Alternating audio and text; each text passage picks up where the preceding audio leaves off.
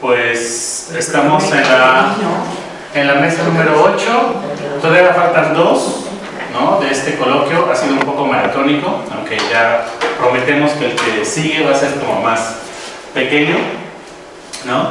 Pero bueno, ahora estoy moderando, intentaré moderar, ¿no? Hasta donde sea posible la mesa 8 en la que participa el Seminario de Alteridades y Exclusiones, ¿no? Digo, no presento a cada uno de los participantes, bueno, podría decir los nombres, pero ellos pueden presentarse. Más bien quisiera presentar el seminario, ¿no? De Alteridades y Exclusiones, que tiene una página donde se sube mucha información, muchas cosas interesantes en relación con el trabajo. Y solamente quisiera señalar que ya este año se cumplen 20 años del seminario, Ana María. Sí, en 1998. Ah, claro, el primero. Sí, o sea, es desde 1998 el seminario. Yo entré en el 99, si mal no me acuerdo. Ya son 20 años. Es que en 98 hicimos el diseño. Ajá. Pedimos el primer apoyo a la DEGAPA de la UNAM, se nos concedió el apoyo para empezar, obviamente, al año siguiente. Sí, yo empecé en el 99. Sí. En efecto, ahí empezamos todos. En filológicas. En filológicas. La idea era que en su principio esa transdisciplina fuera de teoría literaria, claro, literatura y filosofía. Sí. Y luego quizá el cisma o la ruptura que nos trajo a lo que entonces era el juego, el claro, programa universitario de estudios 2004. Y en 2004 iniciamos, y entonces la transdisciplina fue completa, porque ahí el seminario se abrió a otros temas y teníamos, como el caso de Lourdes, que es abogada, teníamos antropólogas, activistas sociales, que yo creo que fue lo más importante, sí, porque nos acercamos a lo que era como un poco el destino que habíamos pensado para nuestra teoría crítica y nuestra práctica crítica, ¿no? Acercarnos a los grupos, a los colectivos de la gente, intentar ahí otra forma de conversación, en efecto. Claro, entonces, si quisieran revisar más qué es el seminario, en la página ae.filus.unam.mx, ahí encontrarán, ¿verdad?, mucha de la historia del seminario desde 2008. Hay documentos de 2008 en la página. Entonces, hay demasiado trabajo aquí que lo pueden ver, ¿no? La forma en cómo se trabaja. Y el día de hoy, ¿no?, en la mesa se va a intentar hacer, hasta donde yo tengo entendido, una comunidad de debate, tratar de discutir sobre la noción de tecnología más allá de ciertas determinaciones económicas o políticas, es decir, tratar de caracterizar o problematizar una definición de la tecnología. Entonces, solamente quisiera recordar en relación con el seminario, con el coloquio de tecnologías, cuerpos y violencias, que va a haber 2 talleres. Todavía nos faltan 2 talleres, uno que es sobre código computacional y la ideología del código, la ideología de la construcción del código, ¿no? Si es posible discutirlo, si es posible determinarlo. Es un taller de hoy de 3 a 5, y hay otro taller sobre producción de pornografía, ¿no?, que básicamente es discutir la producción, ¿no?, de la pornografía. Este es de 4 a 8. Y por la tarde, bueno, después de esta mesa hay otra mesa, también se va a discutir, ¿no? Y por la tarde es la última mesa y el cierre. La idea de estas mesas es mesa de debate, ¿no? Es comunidad de debate, no traemos textos o no traen textos absolutamente presentados, sino ciertas ideas que quieren problematizar. Por otro lado, en Facebook, en el evento llamado Coloquio Tecnología, Cuerpos y Violencias, ahí pueden encontrar mucha la información que se ha producido aquí. Vamos a subir los videos porque están grabando. Compartir el streaming. ¿Cómo? Sandra acaba de compartir el streaming. Estamos en streaming, estamos en vivo en este momento, ¿no? Si quieren ver un efecto de realidad extraño, estamos al mismo tiempo que estamos aquí, ¿vale? Entonces veamos quién nos ve por acá, ¿sale? Pero bueno, entonces comenzamos la mesa. Quien quiera comenzar, vamos a platicar. Si quieren presentarse a ustedes, ¿no? Algo de ustedes o del trabajo que hacemos, ¿vale? Demasiada libertad. No importa. Nos está dejando demasiada libertad. ¿Quieren empezar? ¿Empiezas? Sí. Bueno, mi nombre es Francisco Salinas, soy licenciado por la Facultad de Filosofía y Letras y estoy como en un proceso de maestría por la Universidad Autónoma del Estado de Morelos y estamos trabajando, bueno, cuando empezamos a abordar este tema de la tecnología en el seminario de Alteridad y Exclusiones, nos quisimos posicionar desde un punto algo distinto, que no fuera precisamente las tecnologías que están totalmente en la novedad, sino pensar desde otra parte. Y Ana María nos dio como, bueno, entre todos construimos, y Ana María nos sugirió algo sobre el fuego, la palabra, no me acuerdo del otro, el castigo. Y la cuestión era como buscar cómo estas palabras, en principio, o lo que todavía tenemos que determinar qué son, han contribuido de alguna forma a construirse como tecnologías. En este caso, yo escogí trabajar un poco la palabra. Tengo algunas notas sobre cómo vamos a trabajar la palabra, y lo que primero que hice fue algo como muy sencillo, como ir al buscar en internet palabra, y me hizo muy interesante porque me remitió a una definición que decía que la palabra venía del latín parábola. Y el término parábola, según esta definición, era que la parábola lo que hacía era explicar la realidad de una manera moral. Era como una enseñanza que se hace de cómo son las cosas, sobre todo para los jóvenes, pero al mismo tiempo moraliza. Entonces lo que estábamos viendo cómo esta idea de parábola, de representar la realidad, de hacer como una traducción del mundo, me recordó inmediatamente a el texto de Benjamin sobre el lenguaje de los hombres y sobre el lenguaje general, al revés, ¿no? Sobre el lenguaje general y sobre el lenguaje del hombre, donde narra cómo ha sido como el desarrollo de la palabra o de la lengua en el ser humano, y sobre todo porque esta entrada que encontré en internet decía algo así como que la más común de todas las parábolas era recordar la Torre de Babel y la caída la confusión del lenguaje, ¿no? Y entonces, regresando a Benjamin, él analiza la Biblia o ve la Biblia, y entonces empieza a hacer varias notas sobre cómo la palabra ha ido cambiando, por lo menos en esa narración. Y entonces empieza con la forma en que Dios habla, y que Dios tiene esta característica de tener una palabra que cuando se dice tiene la capacidad de crear. Y de ahí podemos encontrar otro momento con Adán, que es el que se le pone ahí en el centro de la creación, y Adán tiene la capacidad de cuando dice una palabra o habla, esa palabra dice las cosas como son, o sea, como que por eso puede poner los nombres a las cosas, puede nombrar correctamente. Y posteriormente viene como la primera caída ya del humano, que es cuando se acercan al árbol del conocimiento del bien y el mal, y entonces el lenguaje ahí ya sufre, porque entonces el lenguaje cuando dice empieza a juzgar.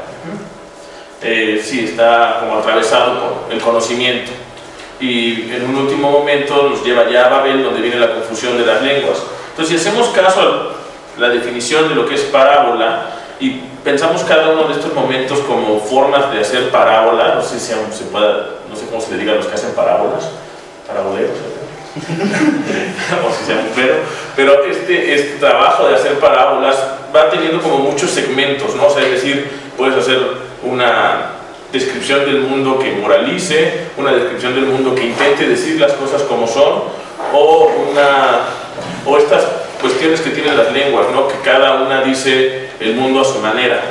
Entonces, después de hacer eso, lo que decidí fue buscar algunos mitos sobre cómo se dice que ha surgido el lenguaje, ¿no?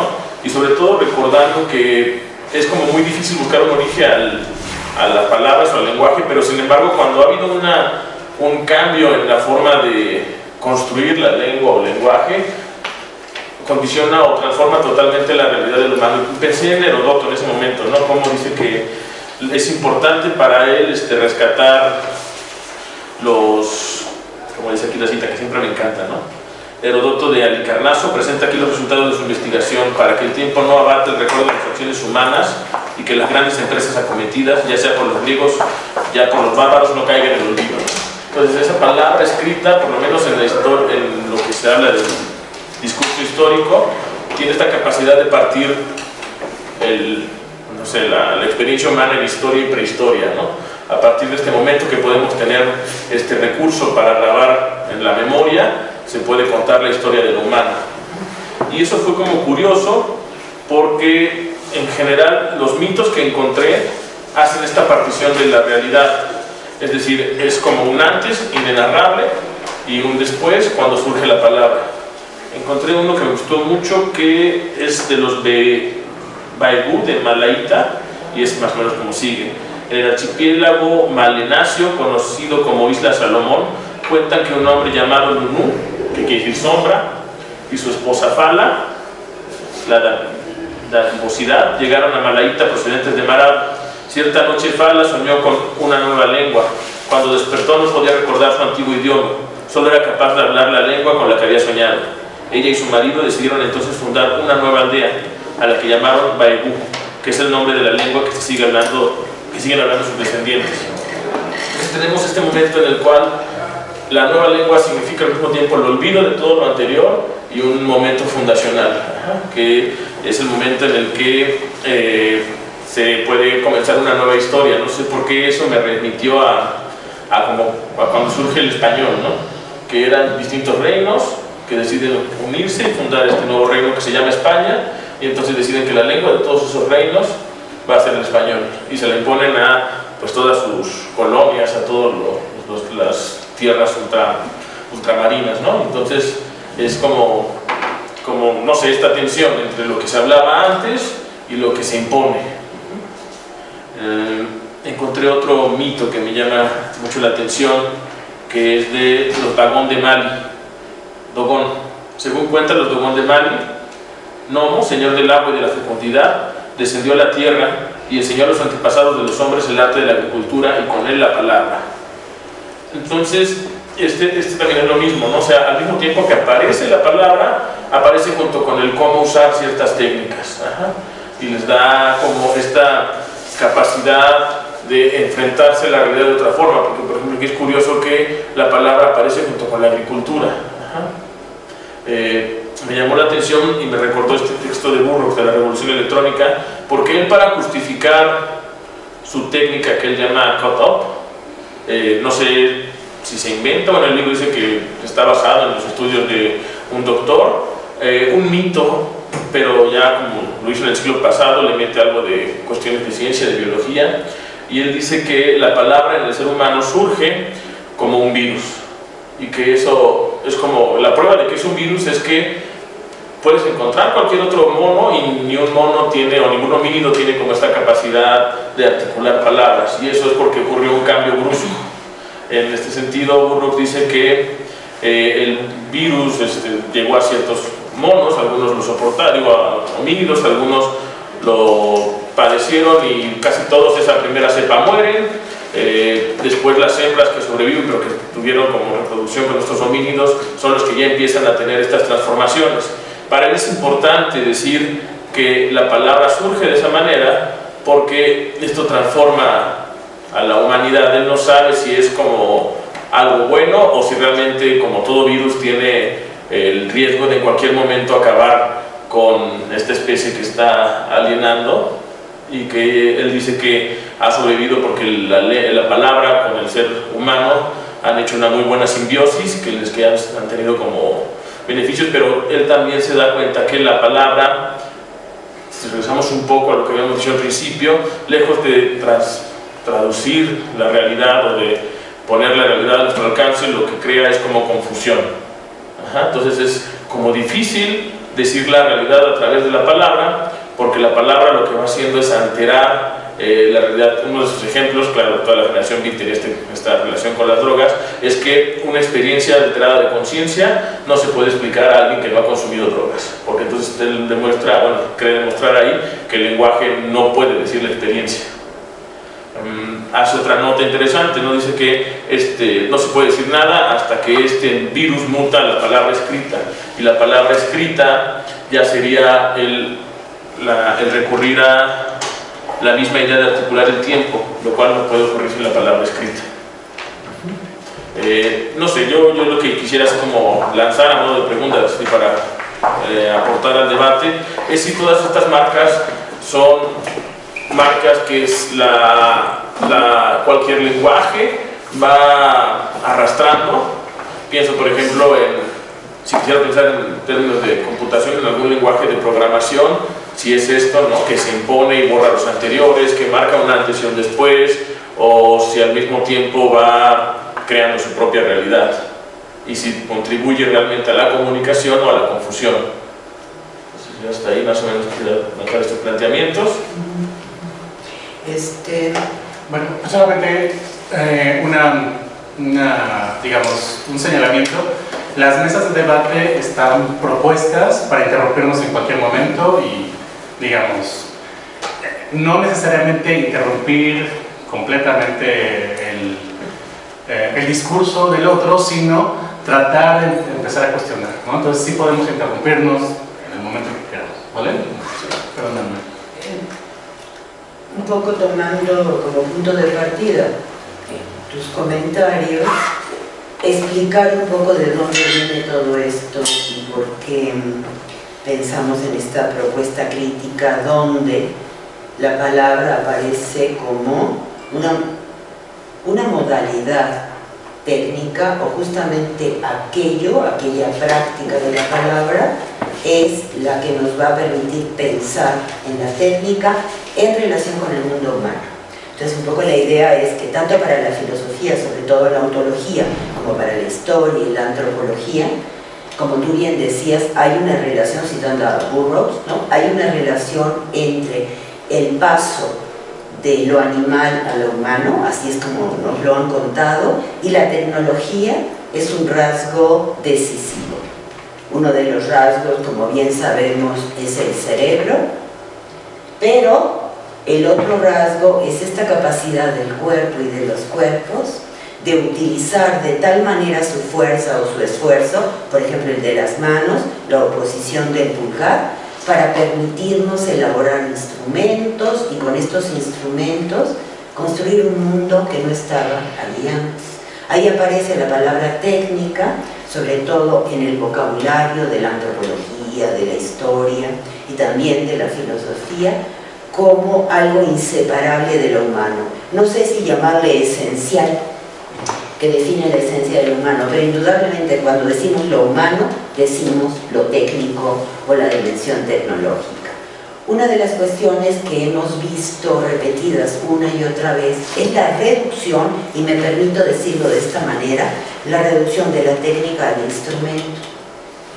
Incluso en aquellos autores que nosotros hemos considerado importantes, como autores de la teoría crítica, como Adorno, cuyo marco de referencia es la oposición entre valor de cambio, es decir, lo que produce esa marca, si quieren ustedes, de las mercancías, y valor de uso.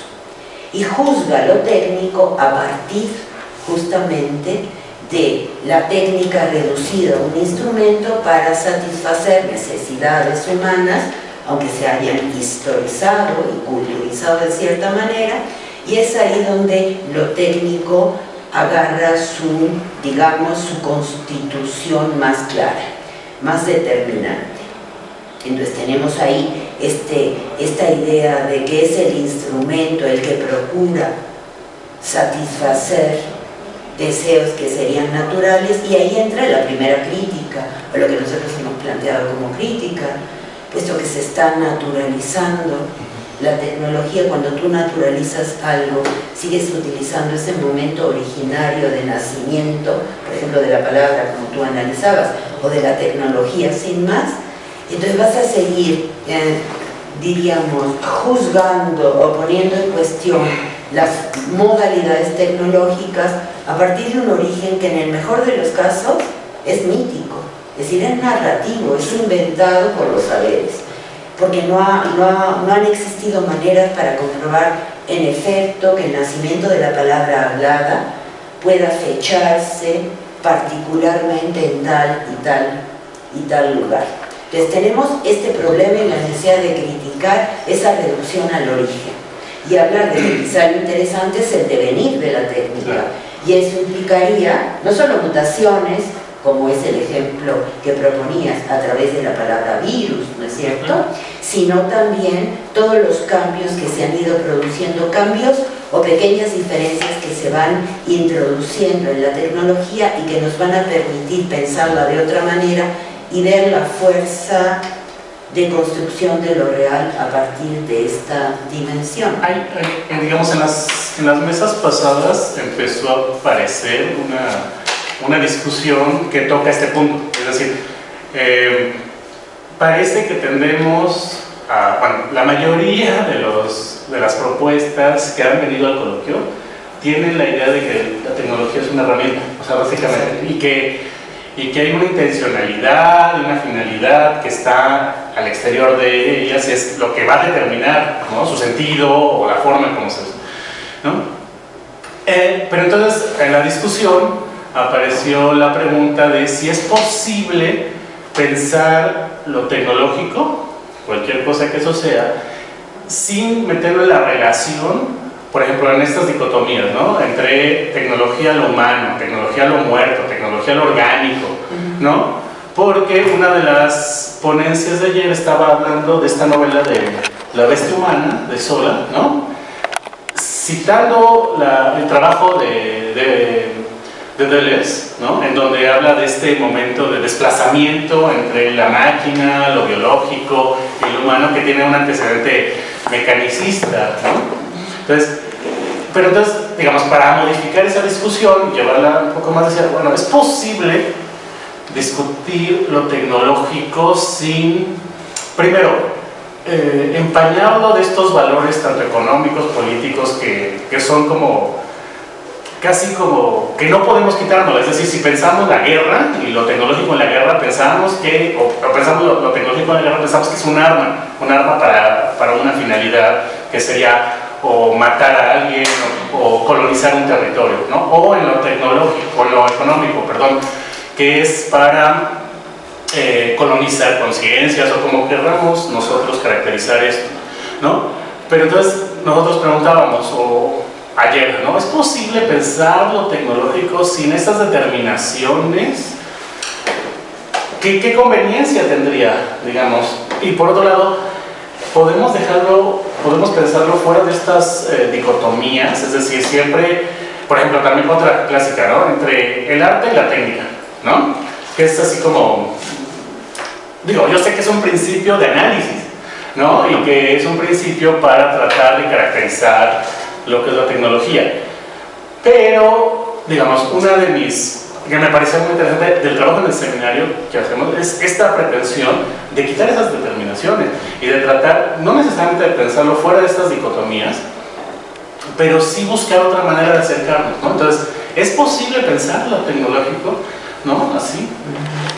Que es un poco también lo que estabas, digamos, acercando, creo. Sí, estaba intentando, digamos, relacionarme con la charla de Francisco, pero sin duda este sería un punto de partida, lo que acabas de comentar, importante. Déjame que lo responda muy rápidamente. Claro. La crítica es una forma de pensamiento, es una práctica de lectura, de proposición, una de cuyas singularidades es justamente poner en cuestión las dicotomías que son de orden metafísico. Entonces no pensaríamos a partir de ¿cómo le podríamos llamar?, una matriz o un fondo dicotómico, en el entendido de que una dicotomía en filosofía es una oposición antagónica, lógica, ¿no?, sino que pensaríamos más bien diferencias. Por lo tanto, se trataría de distinguir, que no es lo mismo, en la tecnología, cuando la pregunta es sobre a qué le llamamos tecnología, por ejemplo, que sería una buena manera de proceder, nos damos cuenta que en general en la teoría del siglo XX, de la segunda mitad del siglo XX hasta nuestros días, se suele confundir lo que serían las huellas dejadas por la economía, por el aparato jurídico y por el aparato científico en los productos tecnológicos.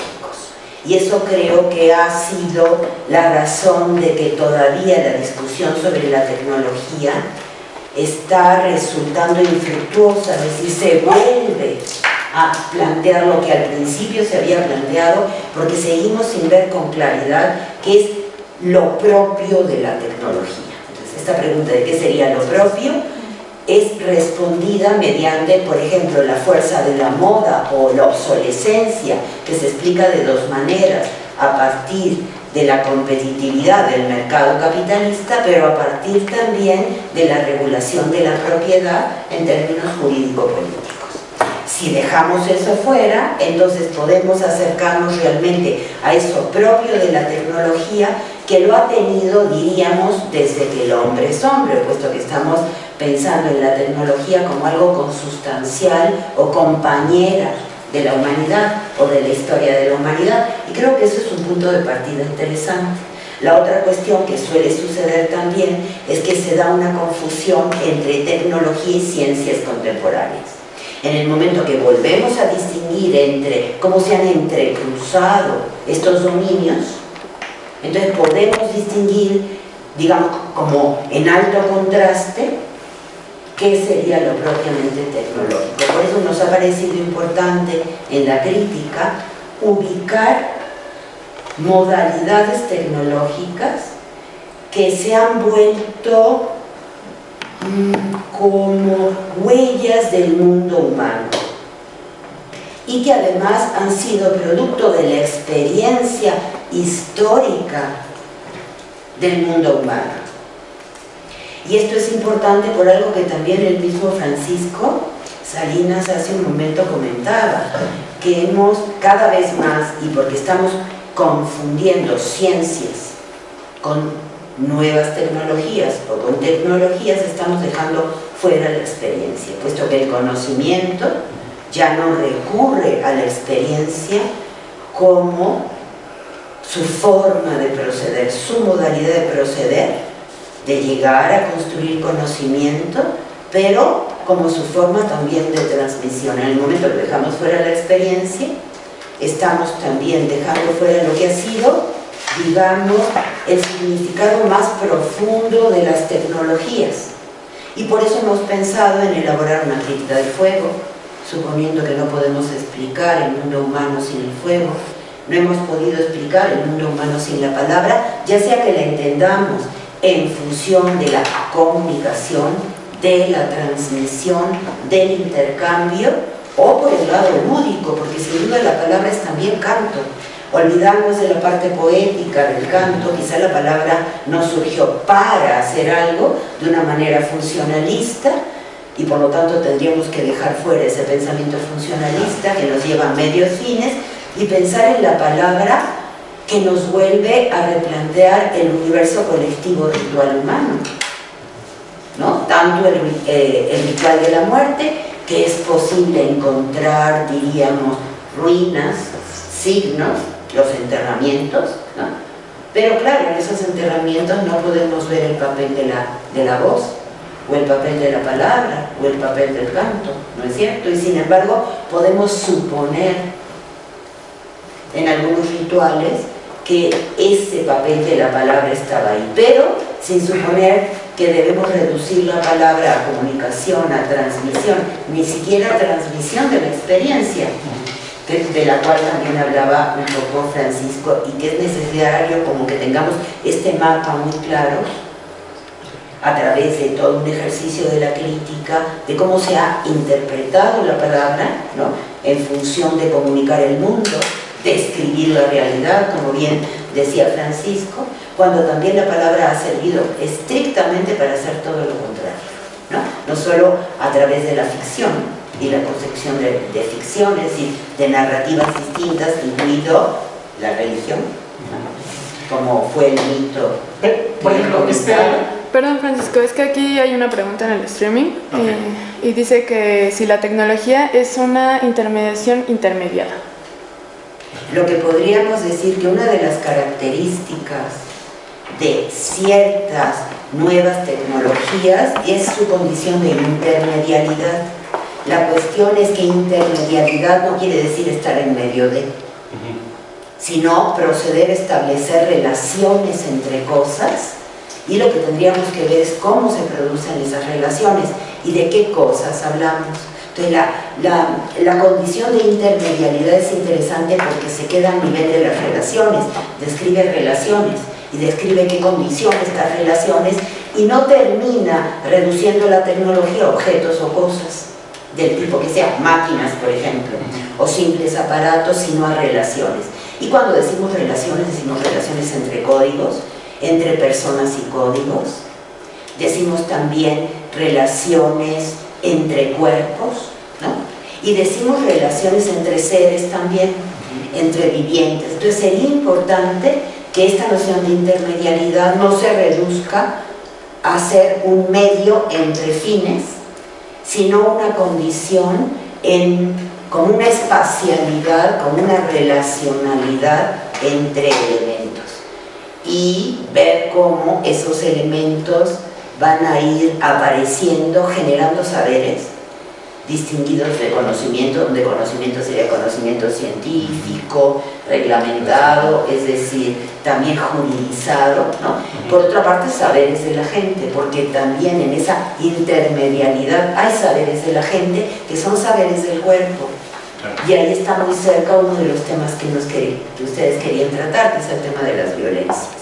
Porque uno podría decir, es que donde hay intermedialidad hay ejercicios de violencia también. Entonces habría que irse con cuidado y sí plantear la pregunta que entendemos por intermedialidad, que no es intermediación, también habría que distinguir. Hay una, digamos, en la charla de, bueno, en la participación de Francisco y un poco lo que señalabas, y que tiene que ver con el arte, un poco, digamos, para meter otro tema, es esta idea también luego, es que no sé cómo abordarla, porque cuando se trata lo tecnológico, no, como que la mayoría de los autores se les va de las manos, ¿no? O al momento de pensarlo.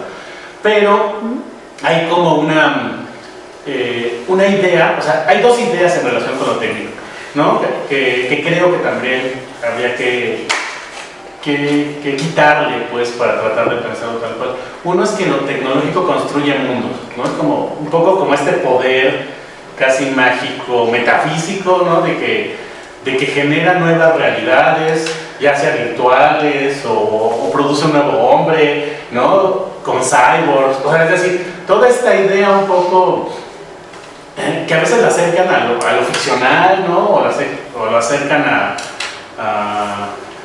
pues a una cuestión artística, pero por otro lado hay otra idea contraria que casi es opuesta, pero que también inviste, ¿no? O está dentro de lo tecnológico, que es esta idea que lo tecnológico nos quita lo humano. O sea, no solo, o sea, en vez de producirnos como más humanos o nuevas humanidades, también nos quita lo humano, nos vuelve más maquinales, es decir, son como dos posiciones absolutamente opuestas, ¿no? Pero que se dan en el mismo objeto. Es decir, lo tecnológico es un objeto o una cosa, un acontecimiento interesante de pensar, porque los discursos que se han hecho sobre ello, no sobre él, son absolutamente opuestos, pero al mismo tiempo como que yerran, ¿no? O sea, no le dan al punto de lo tecnológico. Es decir, si por un lado, ¿no?, crea una realidad nueva, maravillosa, utópica, ¿no? Hay películas sobre eso, ¿no? Pero por otro también hay películas donde dicen, no, la máquina nos deshumaniza, nos quita lo más natural que tenemos,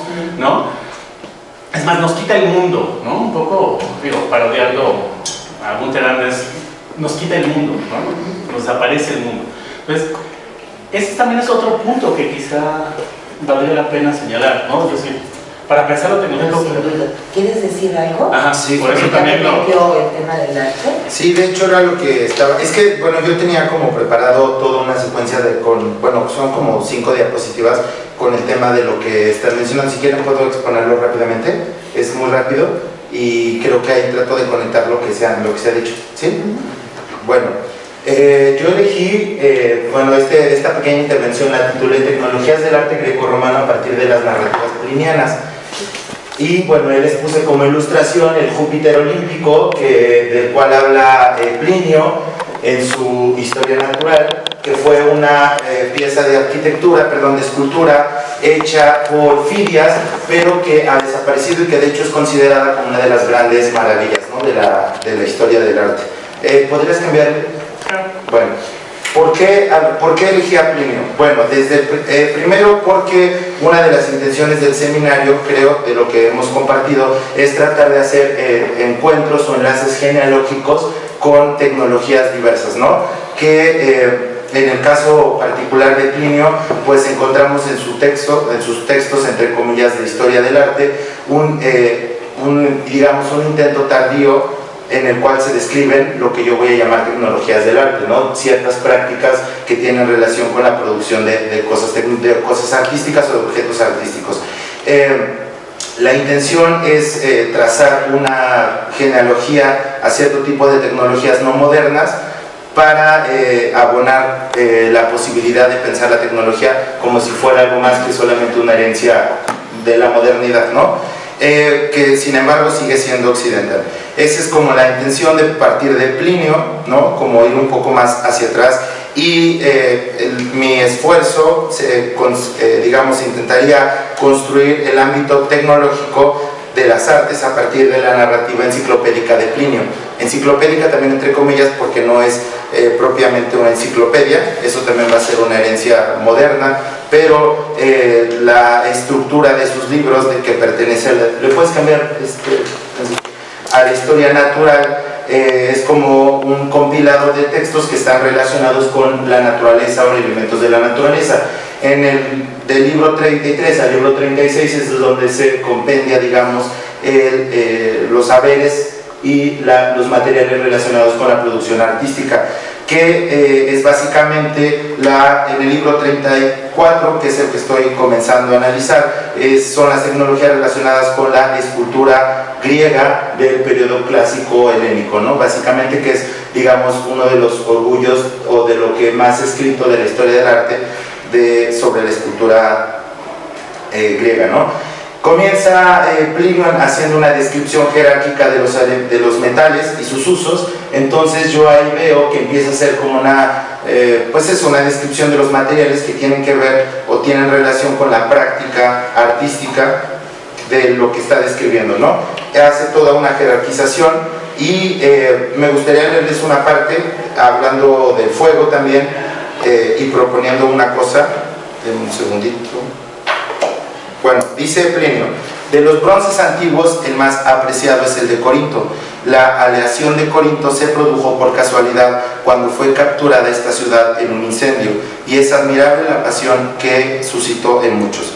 Según algunos autores, se trataba de una casa en la que había objetos de oro, plata y cobre, las materias primas de la aleación. Aquí lo que quiero preguntar, o bueno, me vino a la mente que también es posible no diría que es posible, que de hecho sucede, el descubrimiento de tecnologías por azar, que no necesariamente implican todo un método muy riguroso, muy científico para llegar a descubrir algo. A veces el azar implica un juego muy importante, y además me pareció muy bonita esta metáfora del descubrimiento del bronce corintio, ¿no? Que un incendio fue el que, digamos, mezcló estos elementos y dio como resultado este otro nuevo metal que fue muy bello, según lo narra Plinio, y fue de los más importantes de los bronces, ¿no? También describe Delos, Egina, hace un tipo de cartografía de dónde proceden estos metales y cuáles fueron las funciones principales para qué se usaron, ¿no? Cierto tipo de metales que, en términos de lo que estamos planteando, ahí se podría pensar en términos de fines, ¿no? El metal más usado fue Delos, el que procede de Delos, pero el de Gina, por ejemplo, él decía, no es porque este metal venga de esa región, sino porque los talleres de esa región son los que hacían este metal, ¿no? Entonces, tampoco es una denominación de origen en términos naturales, sino una denominación de origen en términos tecnológicos, porque es ahí donde se produce o se producía ese material, ¿no? ¿Podrías cambiarle?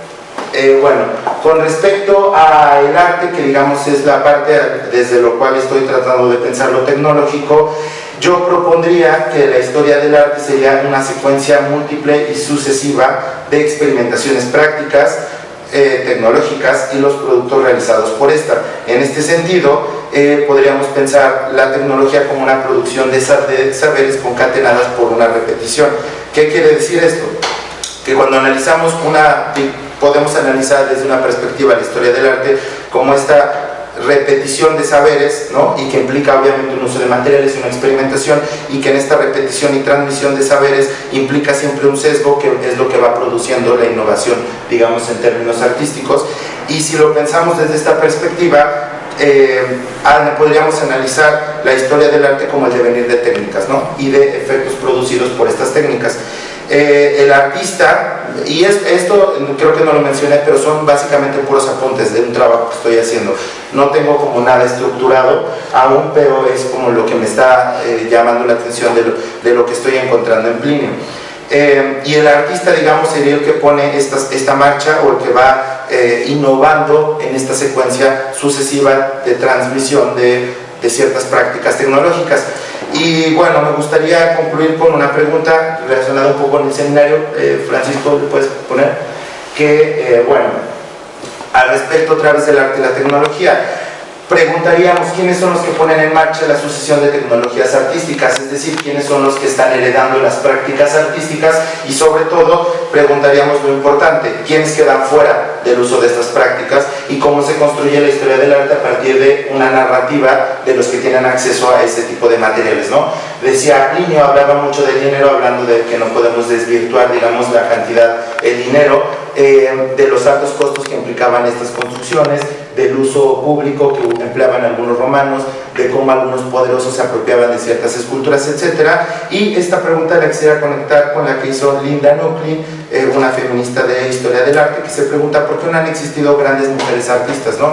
Incluso podríamos pensar una historia del arte de la mujer como este sujeto que queda excluido de este uso y apropiación de técnicas y de saberes tecnológicos que se van, digamos, pues eso, ¿no? Heredando, o que van transmitiéndose, y que así podríamos entender el devenir de la historia del arte, como esa, digamos, sucesiva intervención de prácticas artísticas relacionadas con los materiales, y que a cada época le es propio, ¿no? A cada época, este trabajo genealógico le es propio el uso de ciertas prácticas. Ya en las vanguardias ya vale todo, ¿no?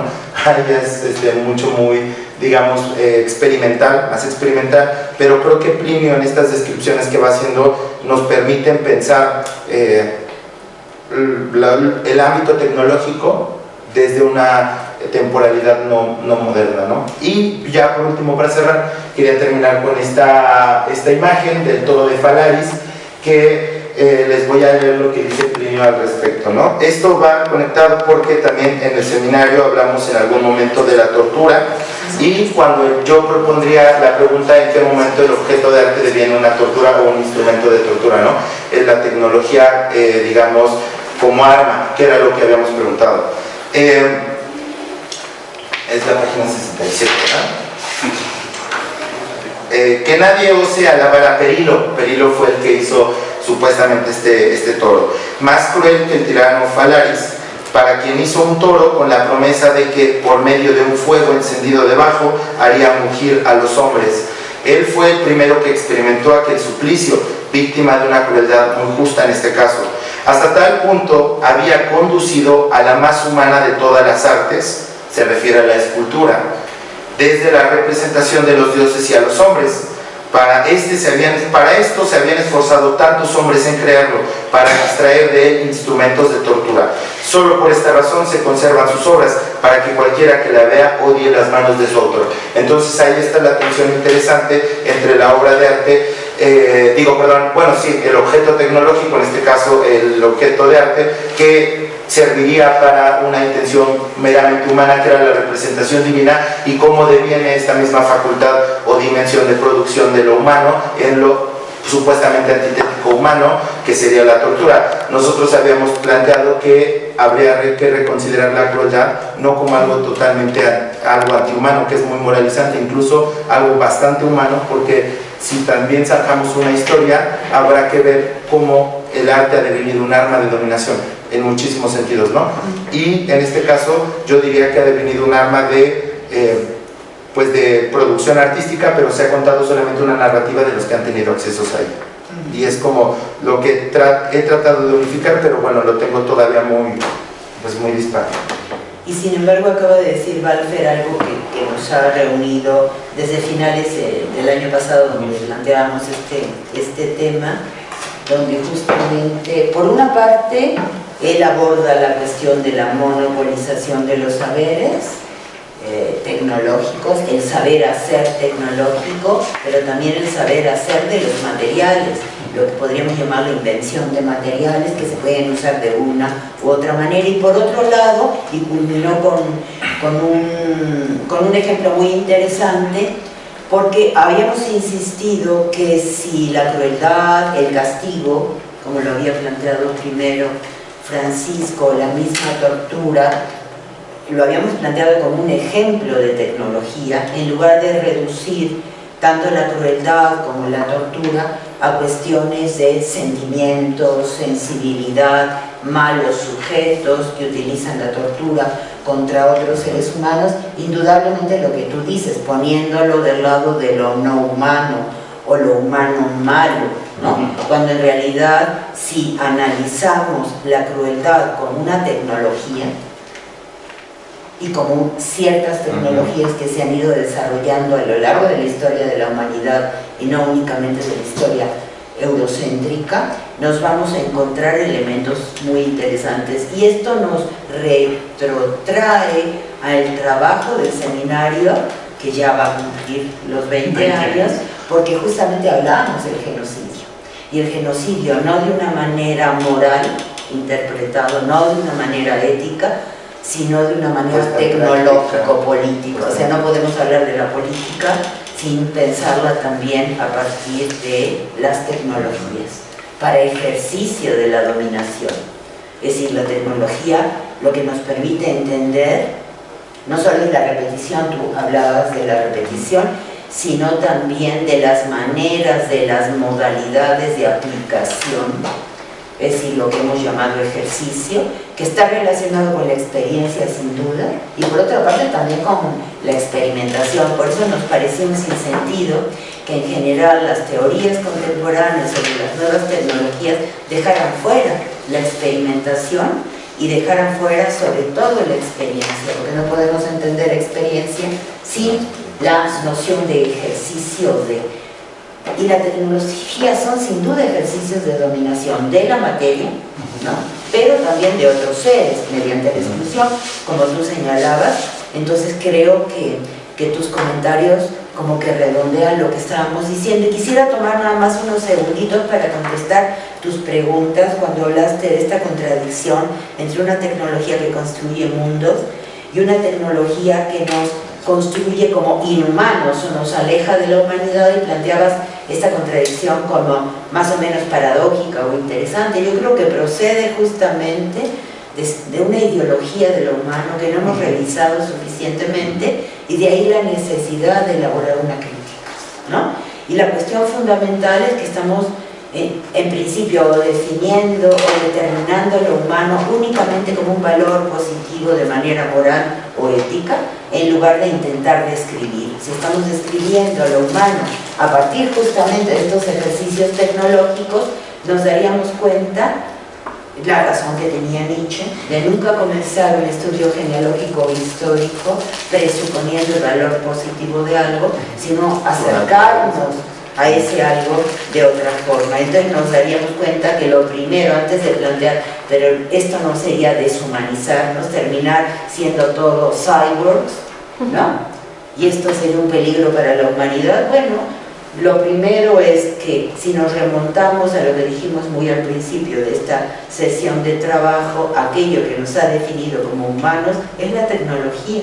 O sea, no podríamos suponer lo humano sino en esta relación consustancial del mundo humano con el invento del mundo humano, puesto que la idea sería que los mundos no son naturales, se están construyendo y constituyendo todo el tiempo. Y podríamos hablar de tecnologías humanas, y hoy más que nunca que ponemos en cuestión el privilegio de lo humano sobre otros seres vivos, intentar pensar también tecnologías no humanas, cosa que se está haciendo. Y podríamos hablar incluso de ecotecnologías que no solo son llevadas a cabo por los seres humanos, sino en conjuntos humanos, seres vivos de otra naturaleza. Y si lo pensamos de esta manera, el panorama se nos hace menos confuso, menos llenos de preguntas que parecen no conducir a ningún lado, porque las preguntas en el fondo tienen una motivación moral. Qué horror perder el mundo humano y convertirnos todos en máquinas, cuando en realidad no hay máquina que no sea humana, demasiado humana. O sea, no hay tecnología que no sea en principio humana, demasiado humana. Eso es lo que somos el producto de tecnologías, ya sea por el lado de los azares, es decir, de las mutaciones, muy conocidos por la biología y por la antropología y por la teoría de la evolución, pero también por otras formas de teorías contemporáneas que muestran esta relación indisoluble entre tecnología y humanidad. Y sin duda la tecnología constituye mundos. Aquí la palabra clave es mundo, ¿no? Porque esto ya lo decía Kant en relación con el conocimiento. Es el concepto el que crea mundos, es la teoría la que crea mundos, es el conocimiento científico el que crea mundos. Pero también se ha dicho esto de la poesía, ¿no? Y la poesía o el ejercicio de esta fabricación, no solo de cosas, sino de cuerpos humanos en función de la fabricación de productos, es sin duda es un ejemplo de tecnología y un ejemplo de construcción de esta noción de creación o invención, ¿cómo podríamos, digamos, pensar en relación con lo tecnológico? Porque obviamente no es una invención divina, es decir, la podemos problematizar, ¿no? Pero no es una creación ex nihilo, ¿no? Yo recuerdo a Benjamin ha utilizado la noción del ingeniero, o más bien la idea del operador, ¿no? Más que la idea del creador, ¿no? Es decir, porque sí tendríamos que discutir si esta creación de un mundo es porque la palabra, entendida como tecnología, crea un mundo novedoso, con sentido, o es una alteración de un mundo ya anterior, ¿no? Y ser modificado, ¿no? Si fuera así, entonces no tendríamos una noción religiosa, ¿no? De la invención de la creación en la cuestión tecnológica. Pero, digamos, aún así, tendríamos que saber si es conveniente o no pensarlo como producción religiosa, lo tecnológico. No estoy diciendo que así sea, ¿vale? Pero se podría discutir, ¿no? No sé. Eso creo que es interesante porque son como estos dos modos de producción con los que ha habido una gran insistencia, ¿no? Como la parte del génesis contra la parte de la producción, que parece que están en disputa. Y sobre todo cuando estamos intentando romper como una modalidad antropocéntrica de consideración de la producción. O sea, yo en lo que estás diciendo siempre estoy pensando en cómo puede haber una modalidad de producción que se separe del antropocentrismo, ¿no? O sea, cómo hacer cosas que no son humanas. Y nuestro ejemplo siempre está como orientado hacia la producción divina como una alternativa, y la ruptura está hacia lo divino o hacia lo animal, o tiene que ver con un tercer término donde lo técnico pueda mostrarse como propiamente técnico, que es lo que dice Simondon, ¿no? Que es esta búsqueda porque lo técnico se exprese como una continuidad de lo maquínico y los procesos de las máquinas, los procesos de los sistemas, donde ya no es un discurso que debe algo a la racionalidad tradicional. No sé si tuviera algo que ver con eso. Sí, pero yo sigo ahí como... Cuando decimos que crea mundos, crea relaciones, inventa relaciones, sí, a veces tiende a a colarse, ¿no?, cierta noción de creación en términos fuertes, ¿no? Eso sería una buena pregunta, si es así o no es así. Exacto. Porque en general se reserva creación para hablar de creación divina y se reserva invención para el trabajo profundamente humano. Ahí en la historia del pensamiento tecnológico, el pensamiento sobre la tecnología, en teoría sobre la tecnología, pero también sobre el mundo humano, la historia humana, sin duda en algún momento esta oposición entre la creación divina de una vez y para siempre y lo que los hombres hacen fue muy importante durante muchos siglos. Y sin duda eso se ha modificado y se ha desplazado, y el desplazamiento es esta relación entre hombre y cyborg, hombre y máquina, o hombre y aparato, etcétera, etcétera. Entonces ya estamos muy lejos de las disquisiciones anteriores del 19 y del 20, y ahora la preocupación es otra. Y en relación con el mundo, creo que ahí el problema, ya sea que lo entendamos de manera religiosa, ritual, espiritual, o lo entendamos de otra manera, si quieren ustedes más laica, más científica, es que seguimos pensando en la idea del mundo como algo cerrado, o sea, algo hecho de una vez y para siempre. No, quizá una de las marcas es la historia. Si hay historia hay temporalidad, si hay temporalidad hay devenir, y no hay necesariamente un devenir ya previamente marcado. El problema con algunas nuevas teorías tecnológicas que se apoyan sobre todo en la física contemporánea es que vuelve a aparecer la idea de un mundo que ya tiene un camino, un destino prefigurado, incluso su propia muerte. Es decir, esta como despliegue del universo va a llegar a un fin, ¿sí?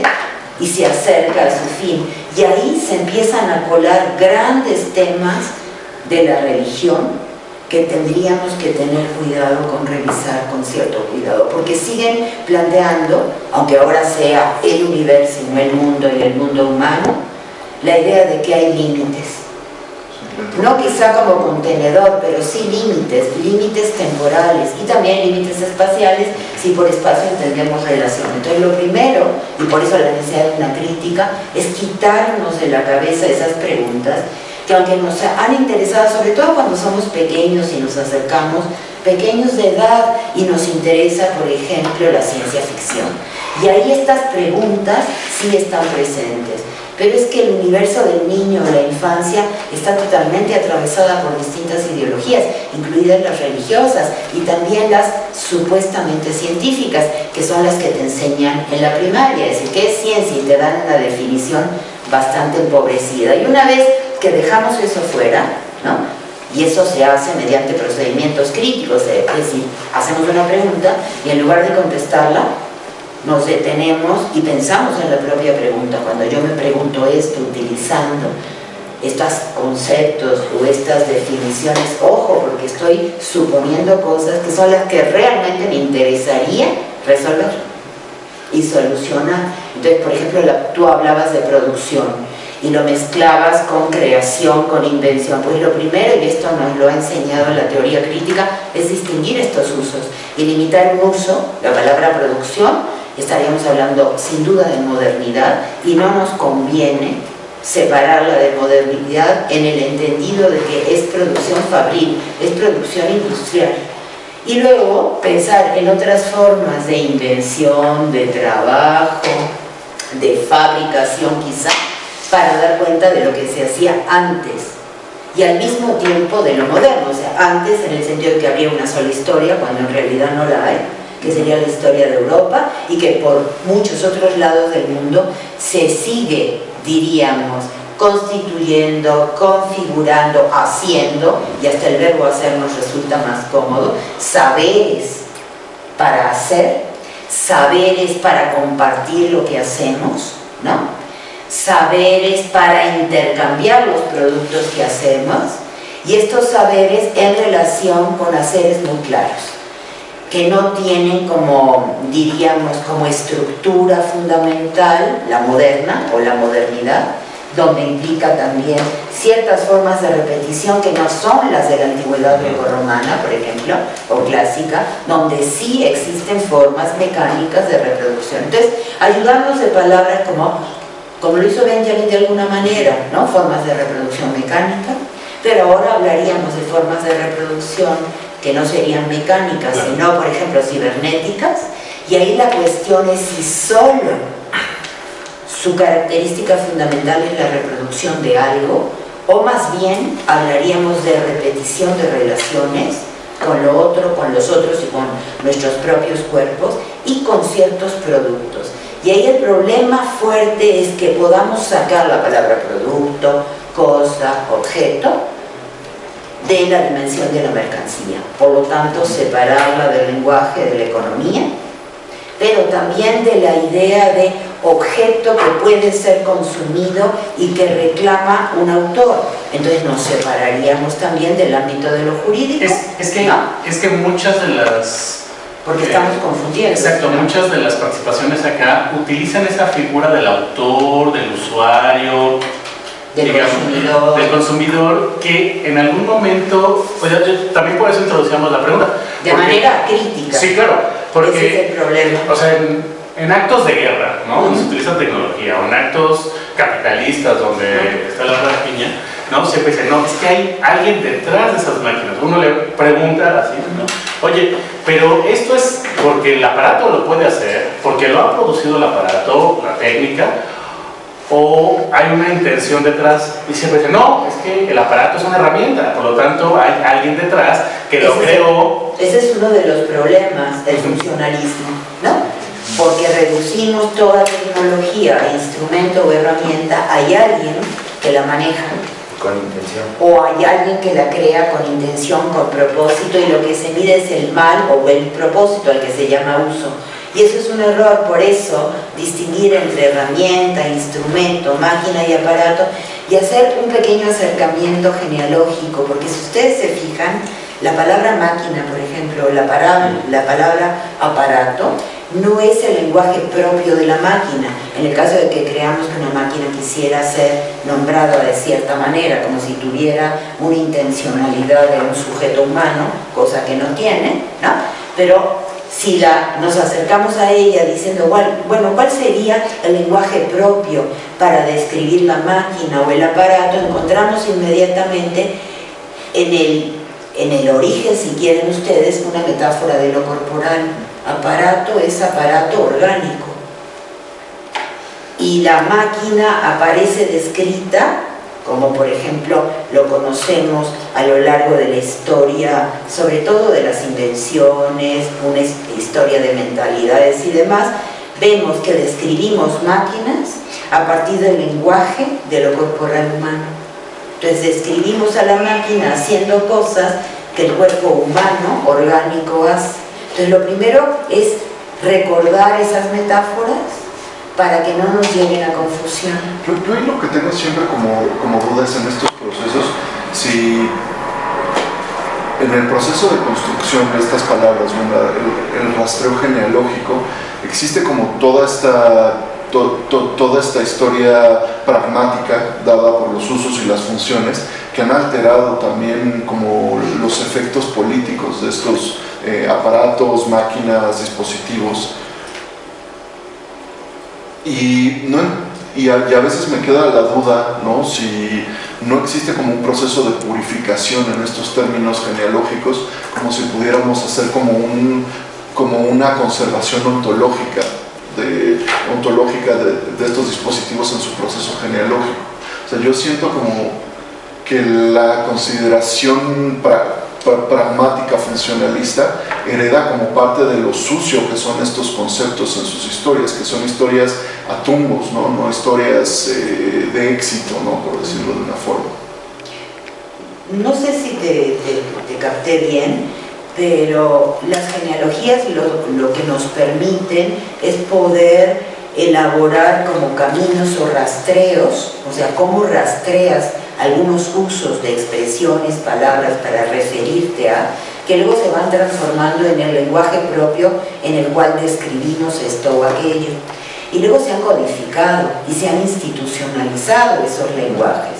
Entonces, basta saberlo, poder hacer estos rastreos para que esa manera de hablar no esté cargada de supuestos que son los que no queremos introducir, porque en general son supuestos de carácter metafísico, incluso religiosos, idealistas, y en el caso de las tecnologías, humanistas, entendido lo humanista de la peor manera posible, es decir, pensando que lo humano es la mejor producción del universo, ¿no? Y que como es privilegiado tenemos que contrastar cualquier otro tipo de producto con la figura del humano, que además es una figura moderna del individuo humano que también tenemos que ir desechando y poniendo en cuestión. Entonces, una vez que hacemos este ejercicio, que yo no le llamaría depuración, ¿no? Esto nos permite, cuando intercambiamos, cuando conversamos, cuando hacemos buenas preguntas, realmente damos cuenta qué estamos preguntando. El contenido de la pregunta, de la interrogante que nos preocupa, que va acompañada de formas de problematización de eso que nos altera o que nos asombra, como podrían ser las tecnologías, nuevas y viejas. Pero para eso tenemos que tener en claro por qué le llamamos a las nuevas tecnologías, cuando los ejemplos de antaño son la palabra, el fuego, la tortura. Eso es lo que llama la atención, porque sin duda eso que nos hizo y seguimos siendo humanos es la tecnología, no solo porque hacemos instrumentos o herramientas, sino la tecnología entendida como saberes que se comparten, que se colectivizan, porque no es un saber de un individuo que queda en la cabeza de alguien. Quizá lo más interesante de la tecnología es su lado colectivo, y eso es lo que se está perdiendo cuando pensamos en las tecnologías acaparadas por la economía y por lo jurídico, donde existe el principio de autor, pero no solo de autor, sino la propiedad, y estamos hablando de grandes empresas globales, internacionales, que dirigen de alguna manera el camino de las tecnologías, puesto que están compitiendo con otras industrias y se quedan con ciertos caminos tecnológicos y los otros los guardan desde el registro de autorías, ¿no? O sea, se quedan con patentes, para decirlo muy claramente, y en el momento que sea necesario intercambian, venden o producen objetos a partir de patentes. Pero es que eso no es la tecnología. O sea, la tecnología es mucho más que su monopolización capitalista, su monopolización jurídico-política. Y eso es lo que estamos intentando pensar. ¿Dónde hay tecnología? Ana María, recuerdo que teníamos como en la última sesión una discusión bastante interesante respecto a dónde podemos ver tecnología que no fuera esta monopolización, o pensarlo desde fuera de esta monopolización, que es archisabida. Hay grupos que se pelean con eso, pero digo, recuerdo que estábamos hablando de la tortura o de la crueldad, ¿no? Entonces decíamos que hay como una facilidad en la transmisión o en el uso de lo tecnológico. ¿Cómo podrías pensar lo tecnológico a partir de cierta facilidad o de la transmisión? Y el ejemplo que poníamos era cuando un niño le corta las alas a una mariposa o a una mosca. Decíamos que eso es absolutamente sencillo, o sea, que está ejerciendo cierta, digamos, violencia, tortura, crueldad, pero que eso se puede transmitir fácilmente y se puede apropiar otro, digamos, en esa transmisión colectiva, ¿no? Es decir, son ese tipo de saberes, ese tipo de prácticas que podemos apropiarnos fácilmente, podemos hacer uso de ellas de manera sencilla, que no pasa por comprar un aparato, ¿no?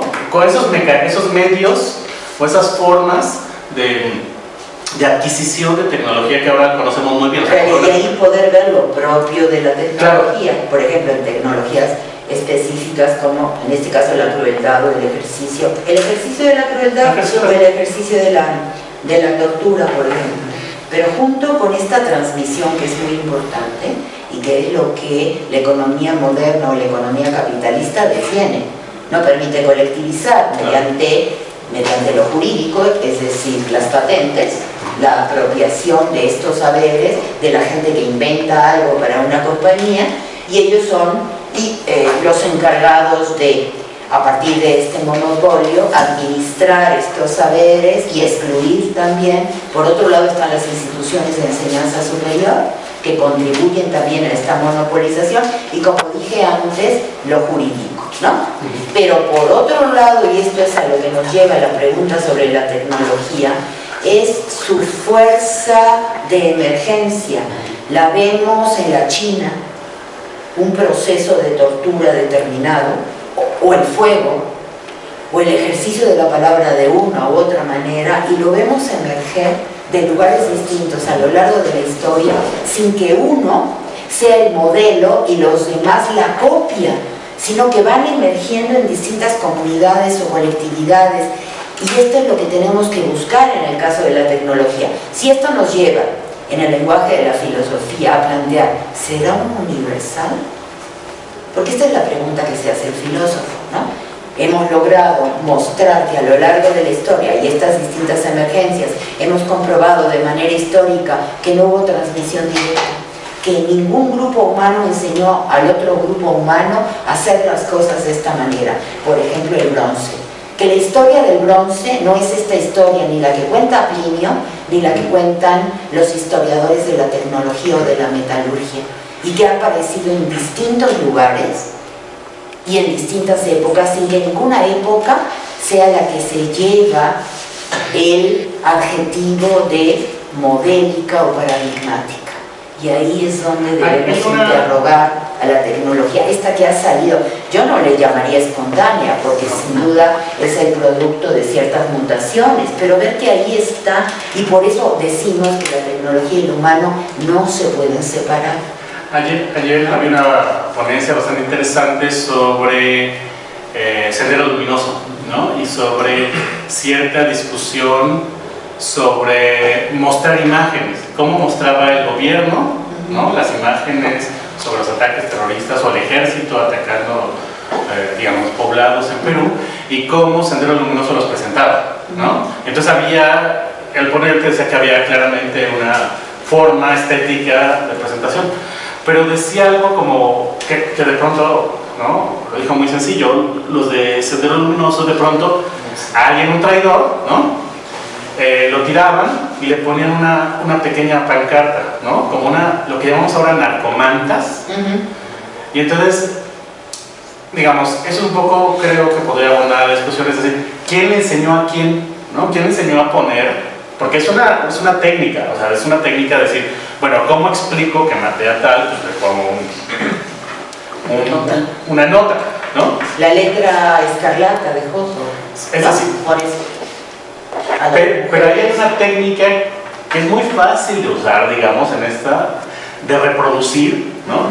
Y que apareció en diferentes momentos. Y seguirá apareciendo. Y seguirá apareciendo. Otra de las, yo recuerdo al momento de discutir cierta cuestión de los narcos también, cuando decapitan a las, ¿no? Frente a la cámara, ¿no? Hay toda una estética, una forma de presentarlo, pero un comentarista que yo leía decía, es que esto lo hacían en Sudáfrica en cierto momento, ¿no? Entre las tribus, pero no explicaba cómo pasó, ¿no? Es decir, no... O sea, la respuesta un poco era la que decía Balfer, experimentación. Pero supone decir que hay un nexo entre lo que pasaba en África y lo que pasa acá, lo cual supondría que hay una linealidad universal, una historia que las ubica, y eso es lo que no hay. Por eso yo digo, lo que hay es emergencia. O sea, la palabra emergencia es buena y nos procede, si quieren ustedes, de un pensamiento genealógico nietzscheano o Foucaultiano, ¿no? Pero junto con la palabra emergencia está la palabra experimentación.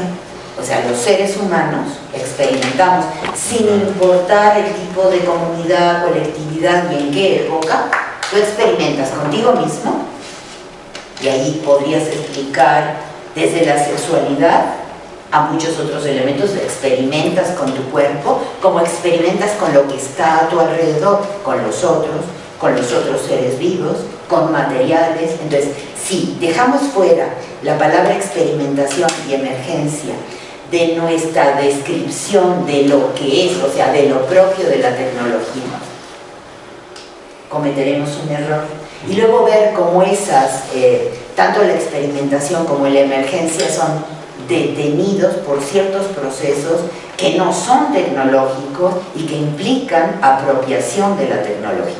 Aquí hay por una ejemplo, pregunta. en la industria, en el capitalismo, mediante lo jurídico, ahí son formas de detener la experimentación, de reservarla para un grupo, excluyendo.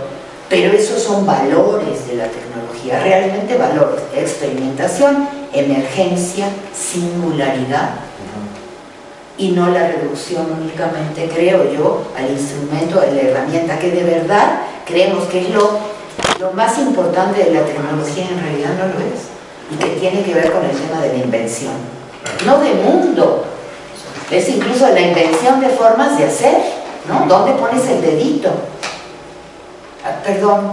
Sí, es que aquí en el streaming hay otra pregunta que dice: ¿qué ejemplo encontrarían para pensar la tecnología sin una intervención política, mercantil, económica, ética o de algún otro tipo? La primera parte de la pregunta no la oí, pero... ¿Qué ejemplo encontrarían para pensar la tecnología sin una intervención política, mercantil, económica, ética o de algún otro tipo? Lo que hemos planteado en el seminario: fuego, palabra y crueldad, ¿no? La tecnología de la crueldad que existe en todo el mundo humano, más allá de los contenidos morales, sentimentales, emocionales, psiquiátricos, ¿no? Psicoanalíticos. Los seres humanos, igual que cualquier ser vivo, practican la crueldad, incluso sin ninguna intencionalidad última, ni siquiera el goce, porque ese es un reduccionismo freudiano, habría que revisarse. Pero los seres vivos son crueles, ¿no? Todo ser viviente es cruel muchas veces contra sí mismo también, pero contra los otros, ¿no? Entonces eso es una marca. La marca de la palabra es importante, si no reducimos la palabra nada más a comunicar.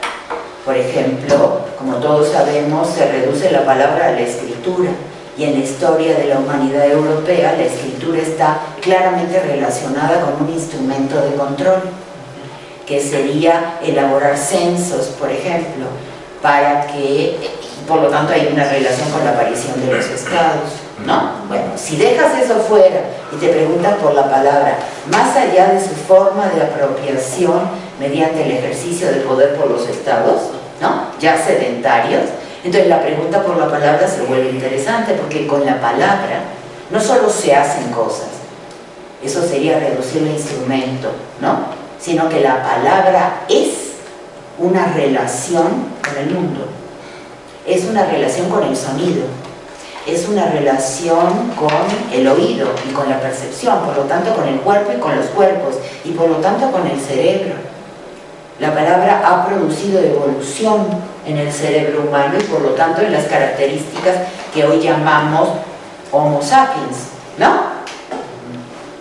Pero también, aparentemente, como sabemos, por suerte, se están encontrando elementos para pensar que no son propios de la especie Homo sapiens sapiens, y encontramos en otras especies de homínidos esos mismos elementos tecnológicos, ¿sí? La palabra es humo, el fuego es otro. Y entonces empieza uno a pensar, bueno, habíamos reducido estos elementos a lo humano, pero si nos vamos al pasado, nos damos cuenta que otras líneas humanas que creímos desaparecidas, pero que ahora, por ejemplo, la biología genética está descubriendo que no están perdidas, que no fueron los humanos los que acabaron con otros grupos humanos, y que ahí también la marca de la tecnología ha quedado incluso en piedra. Bueno, me refiero que podemos acercarnos a esos elementos a través de la arqueología.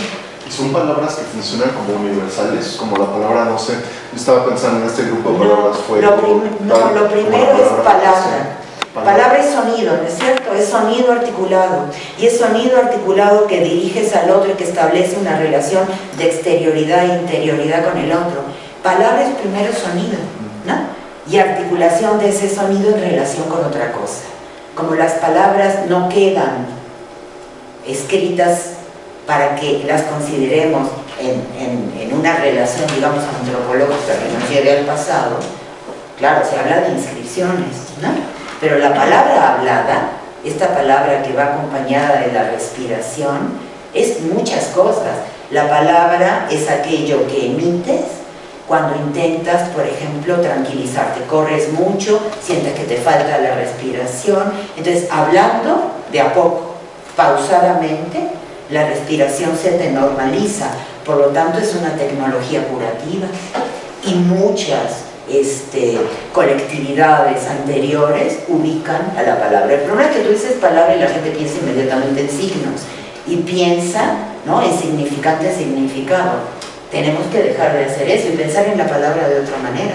Por eso, fuego, acercarte al fuego en tanto fuego, y no usos metafóricos de la palabra fuego, o intentar reducir palabra a un universo de pensamiento totalmente moderno, contemporáneo. No, revisemos todo lo que es la palabra, igual que revisemos lo que es la crueldad, de donde deviene, creo yo, la cuestión del castigo, la cuestión de la tortura, porque yo diría, en principio, que podemos conocer formas de tortura que no van acompañadas de la finalidad, porque el castigo es una finalidad, la tortura no necesariamente. Puede haber formas de tortura de los cuerpos que están relacionadas con tu deseo de agradar a la divinidad.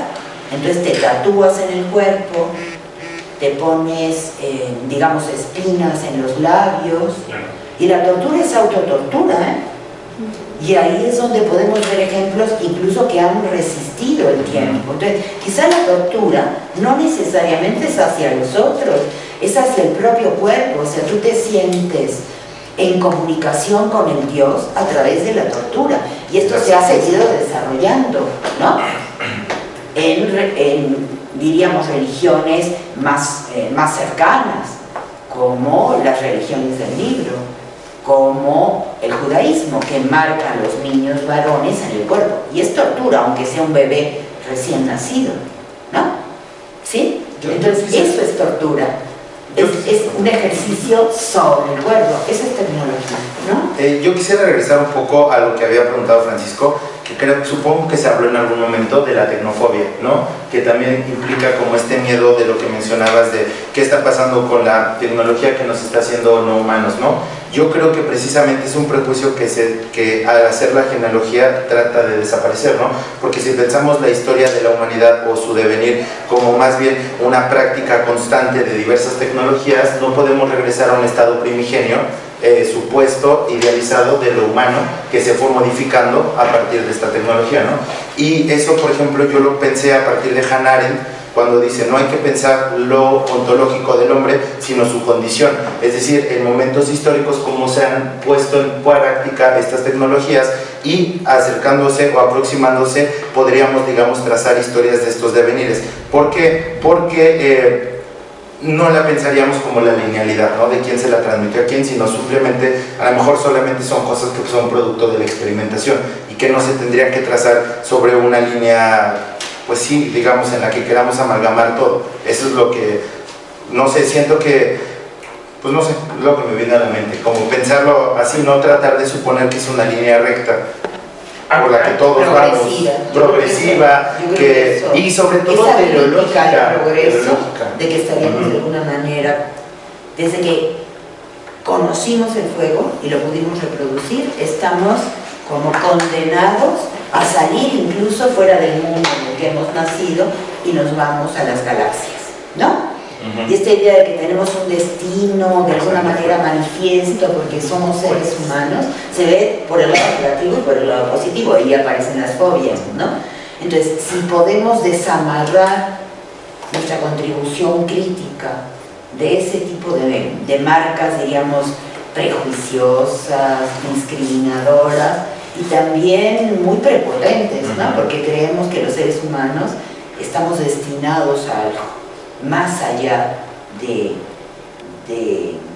lo, incluso de lo que ya hemos hecho. Y para algunos ese destino puede ser muy grave, para otros, al contrario, de felicidad absoluta, pero el problema es que en ambos casos, los fóbicos o los que están a favor, siguen pensando a la tecnología en una especie de linealidad progresista, de un destino manifiesto del ser humano para hacer grandes cosas, ¿no? Y una fuerza absoluta. Un poco como para ir cerrando, Ana María. Valfer y Francisco, si quieres participar, Lourdes, y todos los demás. Es decir, ¿para qué pensar, o sea, qué utilidad tiene, suponiendo que lo podamos pensar y plantear así, pensar la tecnología así como está planteando el seminario, de exclusiones? Es decir, en relación con el fuego, la palabra, ¿no? O sea, ¿qué utilidad tiene? Normalmente estas otras formas de pensar, digamos, la máquina en relación con el objeto mercancía, ¿no? Sabemos que ahí tiene una finalidad de poner en crítica el sistema capital, ¿no? Es decir, pero pensar la tecnología o lo tecnológico, el ejercicio de lo tecnológico, sin esas determinaciones, ¿qué utilidad tiene? ¿No? ¿Para qué? ¿No? ¿Qué sentido tendría, digamos? ¿No? Si un sentido crítico dentro de la academia, dentro de la forma del pensamiento, se está buscando atacar solamente ciertas maneras de discurso, ciertas maneras de decir, ciertas prácticas, ¿o qué? Es decir, como determinar esto. Yo creo que si seguimos pensando incluso el propio ejercicio de pensamiento, de la conversación y de la discusión en función de lo que obtenemos más allá de esta conversación y discusión, pues quizá volvamos a meter los viejos temas que la crítica misma y la genealogía nos ha ayudado a sacar, ¿no? Entonces tendríamos que tener cuidado con esa manera de interrogar el pensamiento crítico y ver lo que vamos ganando a medida que estamos conversando, cuando dejas de seguir machacando sobre los mismos supuestos y aparecen otros caminos del pensamiento en los que no habías pensado y que de alguna manera a nivel incluso individual y quizá también colectivo, por supuesto que nos pueden producir gozo o hasta alegría, es decir, a nivel individual el por qué uno persigue estas ideas y estas preguntas se puede explicar a nivel subjetivo porque el asombro que provocan, el gozo, la búsqueda de la verdad, sin duda que esto para cada uno de los individuos puede ser necesario o agradable o le da importancia a lo que uno hace. Pero a nivel de efectos más generales que produce la crítica, yo creo que son más interesantes. En principio abren caminos de pensamiento que no han sido hollados antes por toda la literatura sobre la tecnología que está a nuestro alcance y que hemos leído. Y vemos desde otras perspectivas, o construimos perspectivas otras, que no valen porque a través de ellas logremos algo más, aunque sin duda se pueden lograr otras cosas, sino porque este mismo ejercicio del pensamiento es lo que es el pensamiento. El pensamiento abre caminos, esto es lo que pensar significa. No estamos haciendo algo en función ni siquiera de una política del pensamiento, aunque sin duda es posible plantear una política del pensamiento en relación con el tema de la tecnología, porque sin duda ahí está, se nos va a presentar una y otra vez. Si nuestro interés es poder, digamos, sustentar una política de la tecnología que sin duda es necesaria, está muy bien. Pero no solo eso, también hay gente que está intentando pensar una poética de las tecnologías, donde el hacer de la tecnología sea el hacer de lo viviente y no del propio aparato, incluso repensando el cyborg, ¿no? Este humano protético o protésico en el que finalmente vamos a terminar viviendo todos, porque todos llegaremos a una edad que necesitaremos lentes, que necesitaremos que nos arreglen los dientes y nos pongan prótesis dentales, ¿no?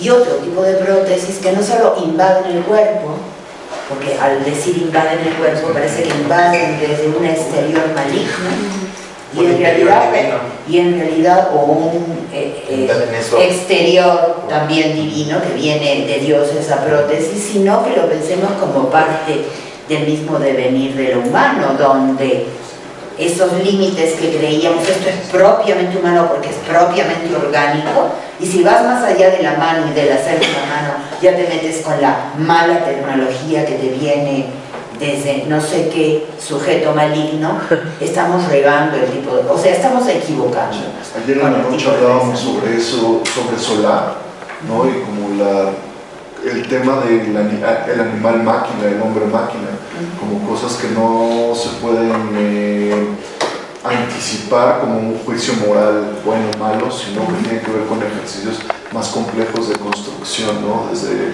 el espacio, pensando en las minas o pensando en los trenes, y que tiene que ver con ese alcance, ¿no? Que estas extensiones de la corporalidad y las formas de estar en el mundo, ¿no? De llegar a la experiencia, están como conformadas de una forma más densa, y que hay que explorarlas como en esa riqueza de la posibilidad de llegar al crimen, como decías, a la crueldad, ¿no? Estos términos.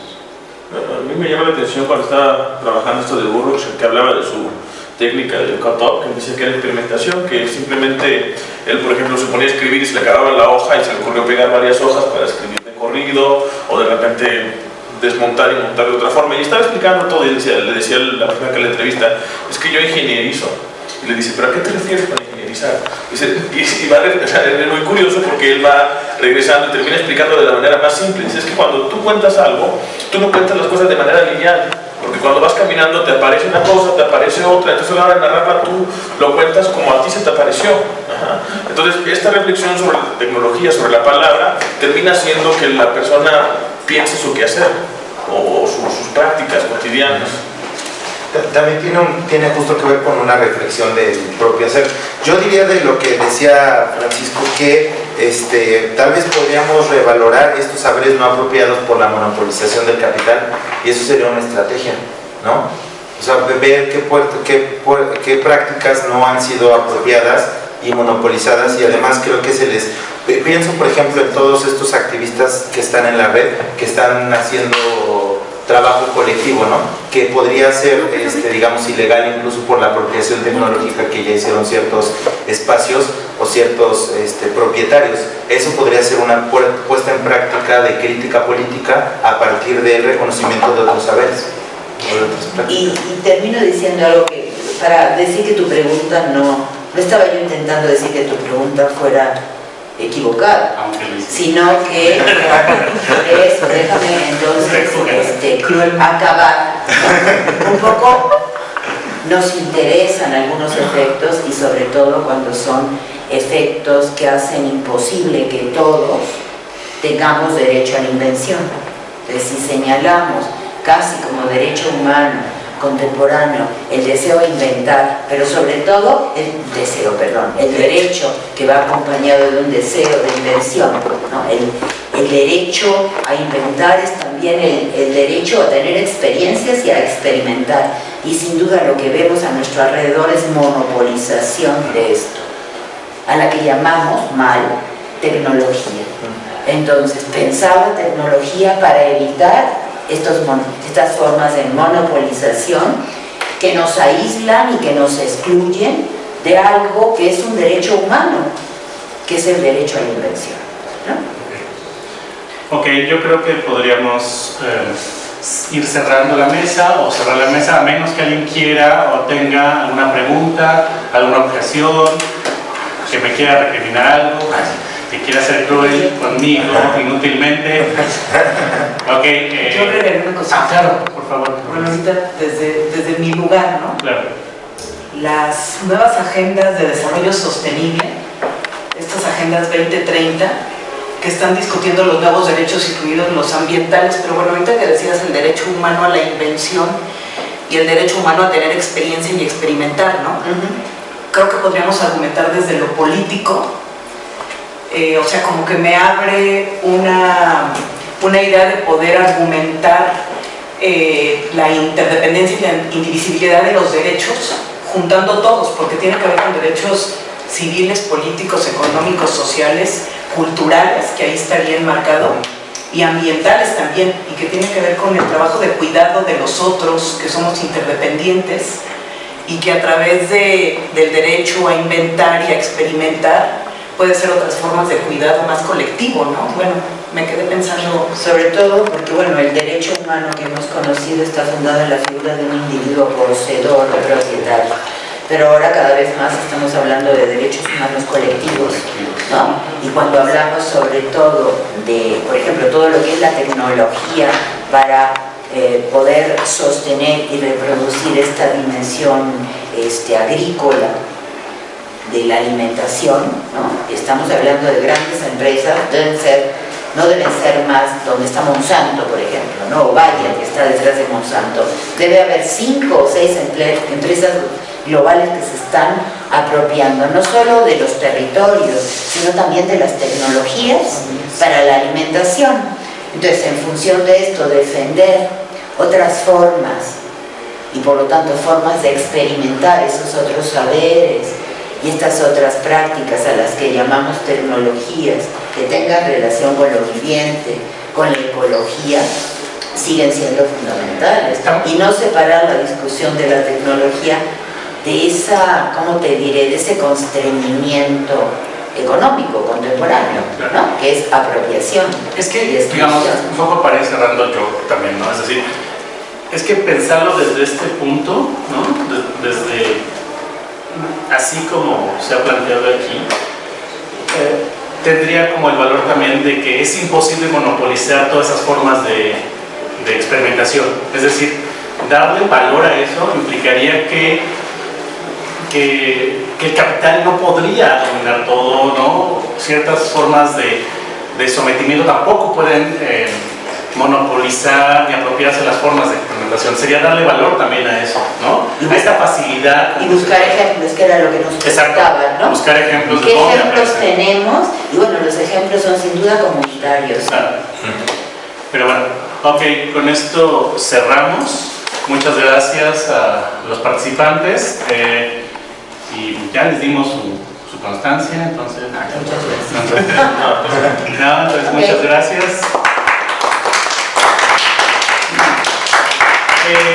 A las 12 aquí mismo va a haber otra mesa. César Cicle Chávez, Dioniso Romero Palacios y Juan García Hernández, que creo ya hay 2 ahí, ¿no? Por si queremos quedarnos a discutir con ellos. Bueno, muchas gracias. No, gracias a usted. Les vamos